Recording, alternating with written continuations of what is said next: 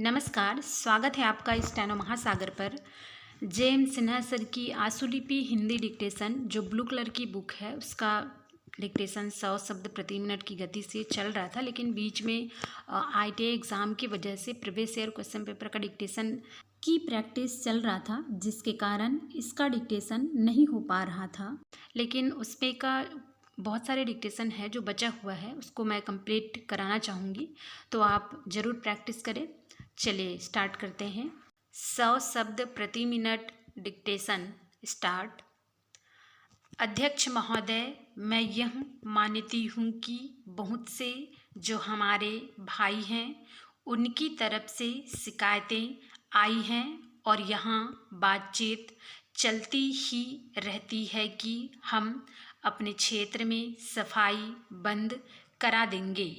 मैं कहना चाहता हूँ कि माननीय सदस्य इस विषय में ध्यान दें और मानवता के लिए इसमें राजनीति का रंग देने की कोशिश न करें। मैं अनुरोध करूंगी कि सदस्यों की जो समस्याएं हैं उनको ध्यान में रखते हुए ऐसी नीति अपनाने की कोशिश करें जिससे सहयोग का वातावरण उत्पन्न हो और उसमें राजनीति न आने पाए। हमारे सामने एक मंजिल हो कि हमें जनता का काम करना है, क्योंकि जनता के लिए हम चुनकर आए हैं। इसमें पार्टी का प्रश्न नहीं होना चाहिए। मेरे दोस्त ने अपने भाषण में कहा है कि यह गांधी जी का देश है। हम महात्मा गांधी के सिद्धांतों पर चलते हैं। मैं कहना चाहता हूँ कि केवल आपको या हमें ही नहीं बल्कि सारे देश को और सारे सदन को यह जानना चाहिए कि गांधी जी के सिद्धांत क्या थे, गांधी जी क्या चाहते थे।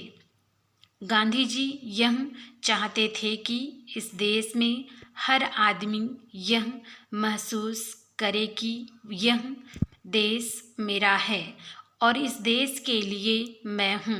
पर इस देश के आदमी की क्या हालत है?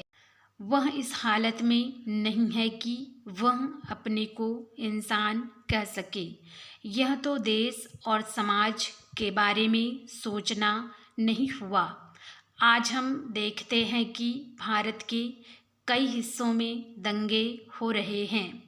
इन्हें किस तरीके से हल किया जाए, इसके बारे में भी राष्ट्रपति जी के भाषण में कोई जिक्र नहीं है।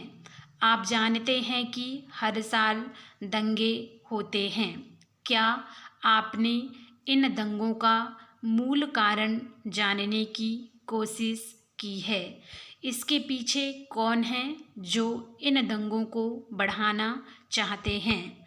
मैं जानना चाहती हूँ कि सरकार इसके लिए क्या कदम उठाना चाहती है ताकि हमेशा के लिए ऐसे दंगे देश में ना हो। यह देश के लिए बहुत कलंक की चीज़ है।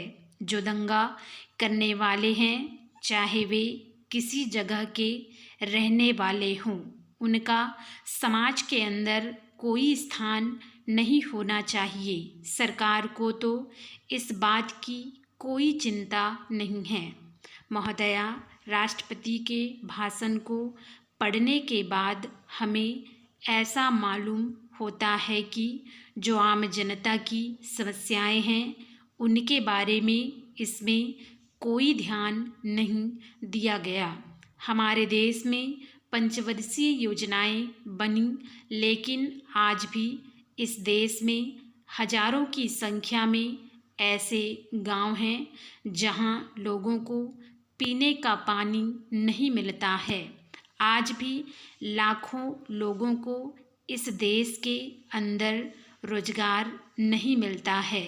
आज भी लाखों की संख्या में ऐसे किसान हैं जो गांवों में बसे हुए हैं और उन्हें अपनी पैदावार की ठीक कीमत नहीं मिलती।